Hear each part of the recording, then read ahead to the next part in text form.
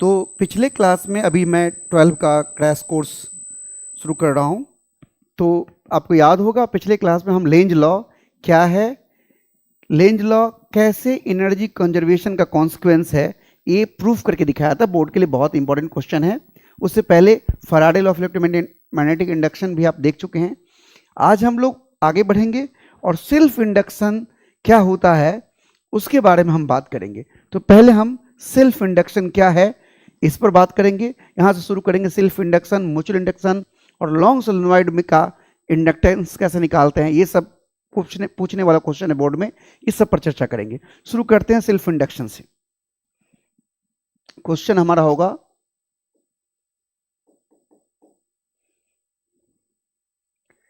Define the self induction and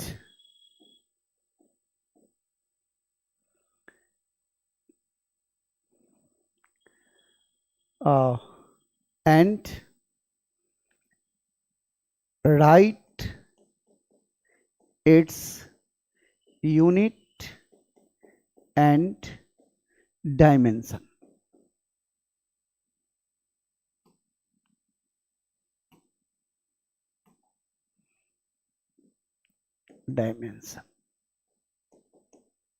शुरू करते हैं।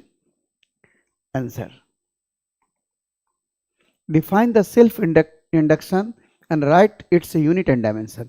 सबसे पहले सेल्फ इंडक्शन क्या होता है, सेल्फ इंडक्शन क्या होता है, बोर्ड के लिए काफी महत्वपूर्ण क्वेश्चन है बाबू, ध्यान दो। नाम ही है सेल्फ इंडक्शन, खुद को इंड्यूस कर ले। तो हम इसका जवाब कुछ इस तरीके से देंगे कि वह गुण किसी कॉइल में, वह गुण जिसमें कि खुद के करंट की वजह से खुद में ईएमएफ इंड्यूस कर ले, इसे हम कहते हैं सेल्फ इंडक्शन। खुद के करंट की वजह से खुद में ईएमएफ इंड्यूस कर ले, समझ रहे हैं ना। यानी कहेंगे the phenomenon in which EMF induced in a coil due to its own current is called self induction. क्या कैसे बोलेंगे, बोलेंगे the phenomenon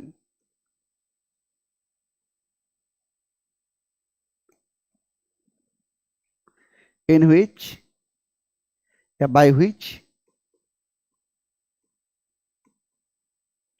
EMF induced in a coil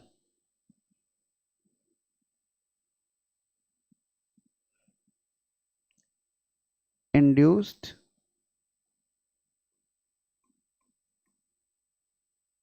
in a coil due to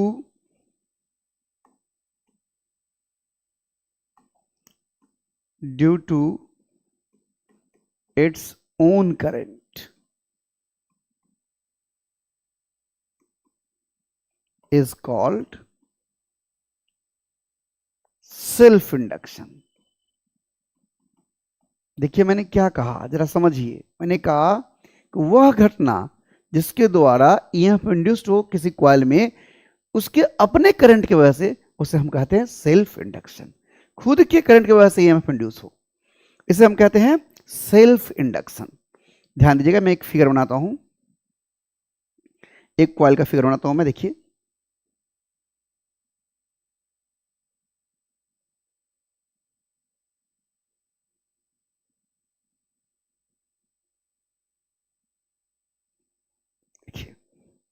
अब मान लीजिए इसमें करंट फ्लो कर रहा है। ऊपर से देखिए हमने बनाया है चित्र, ऊपर से अंदर की ओर ऐसे ऐसे बनाया हमने, ऐसे ऐसे ऊपर अंदर करंट जा रहा है, ऊपर अंदर करंट जा रहा है, अंदर करंट जा रहा है, और नीचे वो अंदर जा रहा है तो क्रॉस बनाएंगे।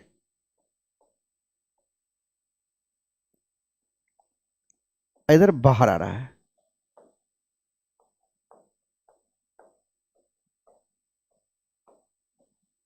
ये क्रॉस है, ऊपर में दिख रहा है क्रॉस है, ऐसे है। तो जब एक तरह से एक कॉइल है ये सोलेनॉइड की तरह, जब उसमें करंट पास करता है तो उससे ध्यान दीजिएगा, उससे क्या होगा ना, उसमें मैग्नेटिक फ्लक्स, मैं इसे अलग कलर से दिखाता हूँ, एक कोई कलर चूज कर लेता हूँ। चलिए इसमें देखिए,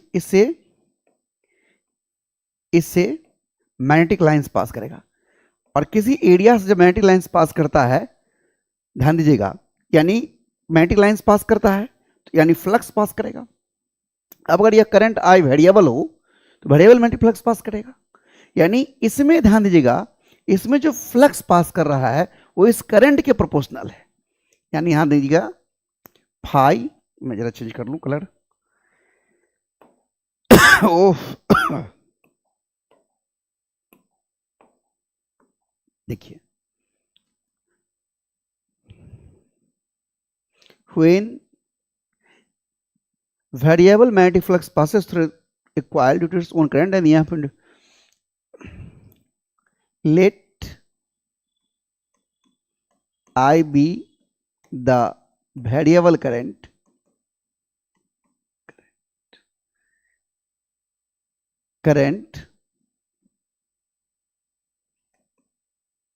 passes through the coil and hence variable magnetic flux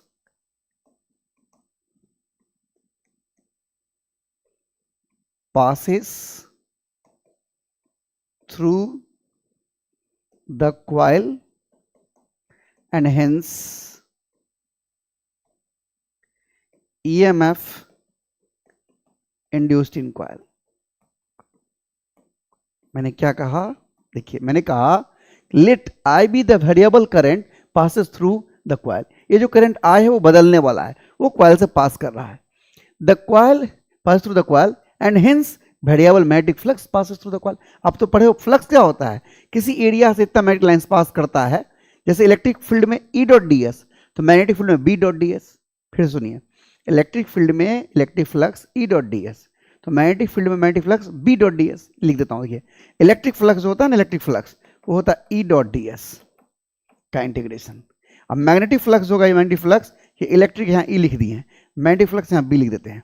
ये होता है integration B dot D S. यहाँ ई इलेक्ट्रिक फील्ड था, यहाँ बी मैग्नेटिक फील्ड है, ऐसे ही होता है। तो जब ध्यान दीजिएगा कॉइल से करंट बदलता है तो उससे वेरिएबल मैग्नेटिक फ्लक्स पास करता है, और जब फ्लक्स बदलता है तो उसमें ईएमएफ उत्पन्न हो जाता है। तो इसी बात को हम यहां लिख देना चाहते हैं,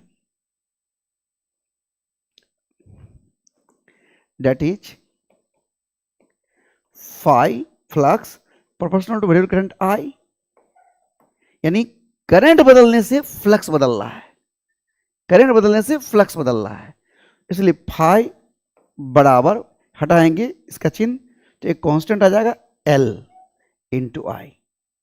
यहां ध्यान दीजिएगा यही L है, हेयर L जो है यहां, हेयर L है सेल्फ इंडक्टेंस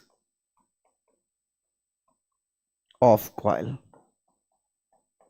कॉइल का सेल्फ इंडक्टेंस है, phi equal to L I. यहां से जो ईएमएफ इंड्यूस हो जाएगा, देखिए देयरफॉर ईएमएफ इंड्यूस ई बराबर क्या होता है, minus D phi by D T, यानी ई बराबर माइनस, फाई का मान तो एल आई है, एल बाहर हो जाएगा D I by D T. देखिए अब यहां से आप सेल्फ इंडक्टेंस एल का यूनिट डायमेंशन सब जान सकते हैं। जैसे एल बराबर क्या हो जाएगा, इसको अलग से हम दिखाते हैं यूनिट करके। एल इक्वल टू क्या हो जाएगा, माइनस साइन छोड़िए, magnitude E D T by D I, minus sign छोड़कर बात कर रहे हैं हम, डी आई। तो क्या होगा ऐसा यूनिट, वोल्ट सेकेंड पर एम्पियर। क्या होगा, वोल्ट, ईएमएफ का वोल्ट इंटू टाइम का सेकेंड, पर एम्पियर, एम्पियर। ये देखिए, ये घेर देते हैं, ये हो गया वोल्ट सेकेंड पर एम्पियर। इसी को हम लोग कहते हैं हेनरी, वोल्ट सेकेंड पर एम्पियर बोलते हैं हम लोग हेनरी। और हेनरी। हेनरी। अगर यहां से आप जवाब दीजिएगा एल बराबर 5/I, तो बोलेंगे वेबर पर एम्पियर। ध्यान दीजिएगा, यहां से ये तो मैंने अभी यहां से बताया तोड़ करके, यहां से तोड़ के बताया, यहां से तोड़ के बताया, यहां से तोड़ के बताया, ये देखिए। और यहां से अगर देखेंगे, यहां से अगर देखेंगे आप, तो यहां से कहेंगे एल बराबर 5/I, यानी 5 क्या होता है, वेबर। वेबर अब पर एम्पियर, ये भी यूनिट हो गया, यूनिट। और डायमेंशन क्या होगा, डायमेंशन क्या होगा, सेल्फ इंडक्टेंस का डायमेंशन क्या होगा, देखिए ध्यान से, वोल्ट। वोल्ट वास्तव में work done per unit charge होता है, यानी वोल्ट होता है वर्क बाय चार्ज। वोल्ट को लिखेंगे हम वर्क बटा चार्ज गुना इस सेकेंड बटा ये एम्पियर। अब इसका डायमेंशन लिखिए, क्या हो जाएगा, वर्क का होगा m l square t-2, time का फिर एक t, और जगह नहीं हट नहीं पा रहा है, जगह कम हो गया है, इसको उस तरफ लिख देते हैं, इसको उस तरफ लिख देते हैं, जगह कम हो रहा है, दिक्कत हो रही है लिखने में, उस तरफ लिख देते हैं। एक पेज ले लेता हूं, क्या होगा dimension, dimension of self inductance, of self inductance L बराबर, ध्यान देगा क्या होगा, वो क्या था, वर्क, सॉरी वो क्या था, अभी देखे थे ना हम लोग, वो था वोल्ट सेकंड पर एम्पियर। ध्यान दीजिएगा, वोल्ट सेकंड पर एम्पियर था, तो वोल्ट होता है वर्क अब बट्टा चार्ज गुना सेकेंड अब पर एम्पियर। अब सब मान डालो, वर्क का हो जाएगा m l square t-2, second का एक t आ जाएगा, चार्ज का it आ जाएगा, और एम्पियर का एक I और आ जाएगा।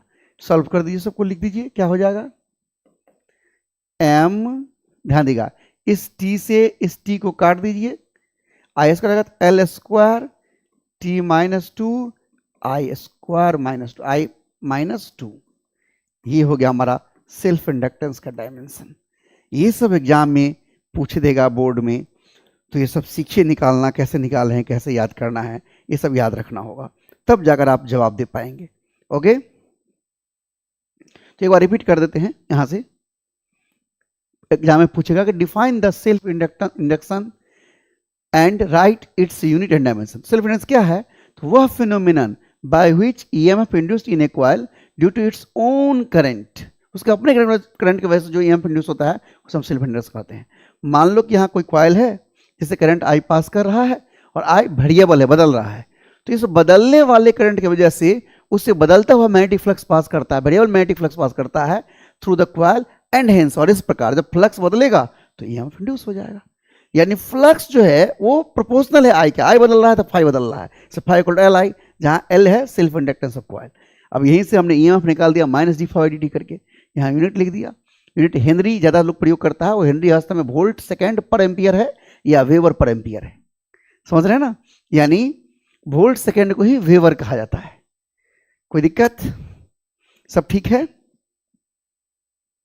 आप लोग समझ रहे थे, कुछ थोड़ा सा प्रतिक्रिया और तरीका भी दीजिए भाई, आप लोगों का कोई प्रतिक्रिया रिएक्शन नहीं आता तो मुझे कैसे समझ में आएगा कि क्या हो रहा है।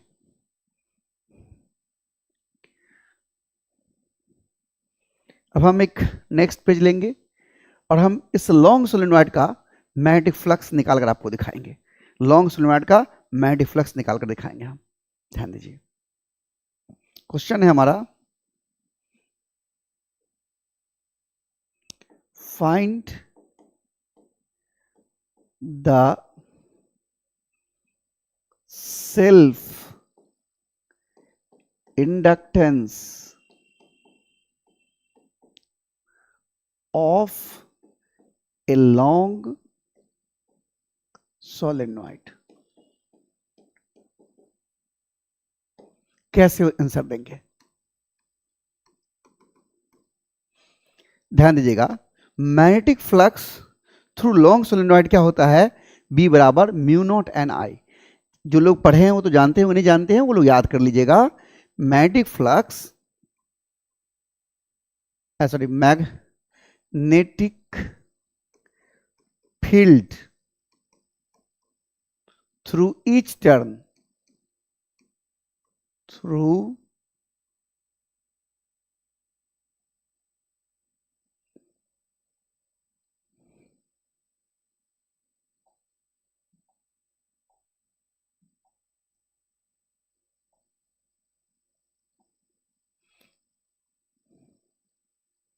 through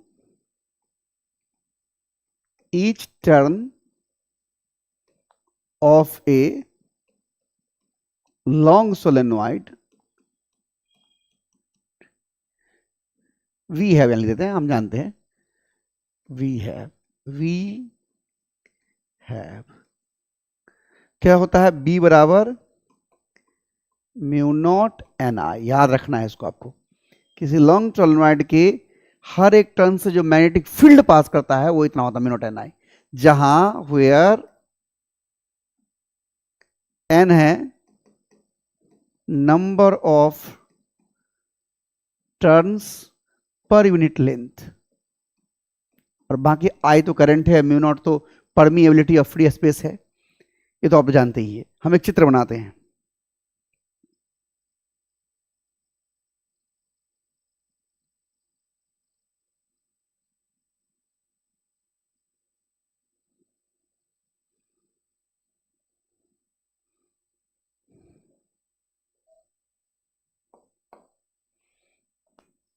ये देखिए, इस तरह का हमारा सोलेनॉइड है और इससे मैग्नेटिक फ्लक्स अंदर से पास कर रहा है। हमने बताया कि ऊपर में ये क्रॉस है, अंदर की ओर है, और नीचे में बाहर की ओर है। वो मच्छर चलने लगता है, मच्छर की वजह से हो रहा है, कभी कभी दिक्कत हो रहा है, ये कीड़ा लगता है ना। और ये देखिए, ये हमारा मैग्नेटिक लाइंस है।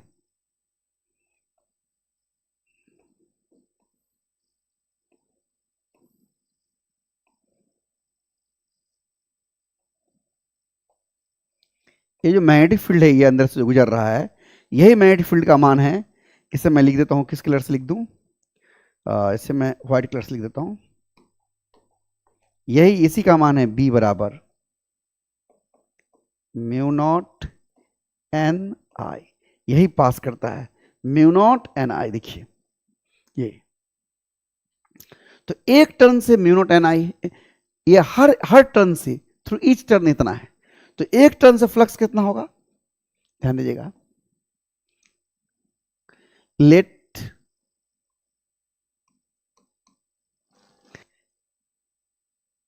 यहां पर मैंने बता ही दिया, एन है number of turns of solenoid, let A be the area of cross section of each turn of solenoid। Solenoid के हर एक टर्न का एरिया ए है। तो magnetic flux through each turn कितना होगा, magnetic flux through each turn of solenoid, each turn of solenoid कितना हो जाएगा, 5। हर एक टर्न से बात कर रहे हैं हम। एक मिनट, सोलेनॉइड क्या होगा, बराबर होगा बी, मैग्नेटिक फील्ड बी और डॉट ए, तो एंगल तो 0 डिग्री यानी बी इंटू ए हो जाएगा। ये क्या हो जाएगा, बी इंटू ए हो जाएगा। ध्यान से देखिए, बी इंटू ए, और बी का मान कितना है, mu naught N I into A. ये एक टर्न से हुआ। अब इस सोलेनॉइड के हम एल लेंथ पर विचार करते हैं। इस सोलेनॉइड के हम एल लेंथ पर विचार करते हैं। हमें कोई ऐसा कलर ले जो आपको दिखे, ग्रीन कलर लेता हूं, ध्यान दीजिएगा। हम इस सोलेनॉइड के एल लेंथ पर विचार करते हैं, एल लेंथ पर। तो ध्यान दीजिएगा, इकाई लंबाई में एन टर्न है, तो एल लंबाई में टर्न होगा N L. Number of turns in L length, number of turns present in L length, in L length of solenoid, solenoid कितना हो जाएगा n इंटू एल। ध्यान दीजिएगा, इकाई लंबाई में जो टर्न है देते हैं n है number of turns per length, यानी यूनिट लंबाई में इकाई लंबाई में टर्न है n, तो l लंबाई में टर्न एन एल। तो l लंबाई से कितना फ्लक्स पास करेगा, ये तो एक टर्न से है, ईच टर्न देखिए ना, एक टर्न से फ्लक्स है mu naught N I into A, एक टर्न से। तो एल लेंथ में जितने टर्न है उसके उससे कितना होगा, तो एल लेंथ में टर्न है एन एल, तो एन एल से तो गुना कर देंगे, इसलिए लिखेंगे इसलिए magnetic flux through L length of solenoid phi equal to, ये जो निकला एक टर्न से mu naught N I A, गुना कर देंगे एन इंटू एल से, यानी कितना हो जाएगा ये गुना करने पर, mu naught N square A, N square A into length L into I, ये हो गया। यानी इसको फ्रेश करके लिख दें यहां पर, फाई इक्वल टू गया एक टर्न से mu naught N square A L into I. इसको हम इतना को ब्रैकेट के अंदर रखते हैं। अरे यार क्या हो गया, इसको हम ब्रैकेट के अंदर रख देते हैं। देखिए ये हो गया। अब देखिए नाउ बट आपको अभी कुछ देर पहले हम पढ़ाए हैं कि सेल्फ इंडक्टेंस फाई बराबर होता है एल आई। ये इक्वेशन 1 है, ये 2 है, दोनों कंपेयर करिए, comparing 1 and 2, comparing equation 1 and 2 क्या हो जाएगा, एल बराबर यानी सेल्फ इंडक्टेंस बराबर mu naught N square A into L, यानी ये एल लंबाई का सेल्फ इंडक्टेंस है, ये क्या है एल लंबाई सेल्फ इंडक्टेंस, इसलिए self inductance per unit length क्या होगा, self inductance per unit length क्या होगा, बराबर होगा एल बाई एल, यानी एल में एल से भाग दे दो तो क्या होगा, बराबर होगा म्यू नॉट एन स्क्वायर ए, यानी self inductance per unit length जो होगा वो होगा म्यू नॉट एन स्क्वायर ए। तो किसी लॉन्ग सोलेनॉइड का self inductance per unit length होता है म्यू नॉट एन स्क्वायर ए, और सेल्फ इंडक्टेंस एल लेंथ का कहेगा तो एल से गुना हो जाएगा mu naught N square A into L. ये बोर्ड में देखिए क्वेश्चन बैंक में कई बार पूछा होगा, ये इंपॉर्टेंट है, सेल्फ इंडक्टेंस क्या है और लॉन्ग सोलेनॉइड का, लंबे सोलेनॉइड का सेल्फ इंडक्टेंस निकालिए। ये एक महत्वपूर्ण क्वेश्चनों में से एक है जिसे आपको समझना है। समझ रहे हैं, मैं एक दिन में बहुत ज़्यादा क्रैश कोर्स में इसलिए पढ़ाना नहीं चाहता हूं कि बहुत ज़्यादा पढ़ा दो फिर याद भी तो करना है, लिख करके एक दो बार प्रैक्टिस करना है। अगली क्लास में हम आपको म्यूचुअल इंडक्शन क्या होता है और दो कोएक्सियल कॉइल का म्यूचुअल इंडक्टेंस कितना होगा वो हम बता देंगे। उसके बाद जो महत्वपूर्ण क्वेश्चन बनता है वो एसी में जो एसी फ्लो करता है एलसीआर सर्किट वाला, वो हम आपको बताएंगे, और उसके बाद फिर ट्रांसफार्मर बताएंगे और एक दो छोटे छोटे क्वेश्चन सब देखेंगे। उसके बाद हमारा करंट इंड हो जाएगा, फिर हम ऑप्टिक्स में हाथ लगाएंगे। ठीक है,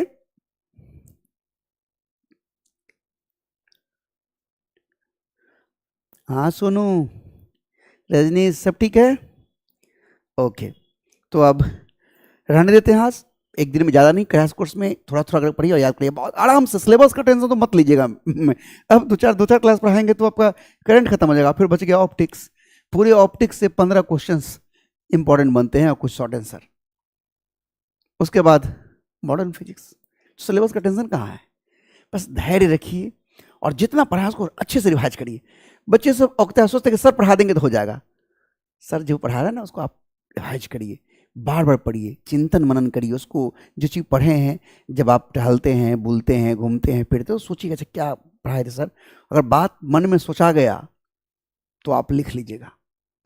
तो रिवीजन जब करते हैं तो दिमाग में बातें आती है, और उस बातों को जब आप टहलते हैं या फुर्सत में बैठते हैं तो उस बात सबको रिवाइंड करिए, रिकॉल करिए। तब आप अच्छे से सिलेबस पर पकड़ बना पाएंगे, सारी बातें याद रहेगी और आप अच्छे से लिख पाएंगे। Thank you, bye.